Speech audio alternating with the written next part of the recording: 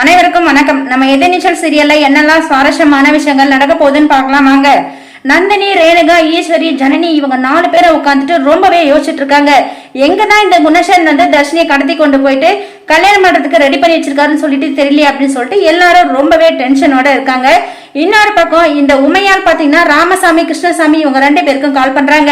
இங்க பாரு ராமசாமி, இதுக்கு முன்னாடி அவனை தொலைச்ச மாதிரி இந்த டைம் யாருக்கும் தெரியாம அவனை கரெக்டா கல்யாண மண்டபத்துக்கு கூட்டிட்டு வந்துருங்க, இல்லையாட்டி வேற யாருக்காவது இந்த இடம் தெரிஞ்சு திரும்பவும் பெரிய பிரச்சனை ஆயிட போகுது அப்படின்னு சொல்லிட்டு இந்த உமையால் சொல்றாங்க. ராமசாமி பாத்தீங்கன்னா அதை நீங்க எதுக்கும் கவலைப்படாதீங்க, நம்ம பிளான் போட்ட மாதிரி எல்லாமே பக்காவா நடந்துட்டு தான் இருக்கு, சித்தார்த்த கரெக்டான நேரத்துக்கு நாங்க கொண்டு வந்துருவோம் அப்படின்னு சொல்லிட்டு ராமசாமி சொல்றாங்க. சோ இப்ப உமையாளுக்கு வந்து ரொம்பவே சந்தோஷம் தான். அப்ப எந்த பிரச்சனையும் இல்லாம இந்த கல்யாணம் நல்லபடியா நடக்க போகுது, இதுக்கப்புறம் யாராலையும் தடுக்க முடியாது, என் அண்ணன் பசங்க நினைச்சாங்கன்னா அதை ஒண்ணு சாதிக்காம விடமாட்டாங்க அப்படின்னு சொல்லிட்டு மனசுக்குள்ளேயே ரொம்பவே சந்தோஷப்பட்டுக்கிறாங்க இந்த உமையாளோட சந்தோஷம் எல்லாமே கூடிய சிக்கல வீண் போக போகுது.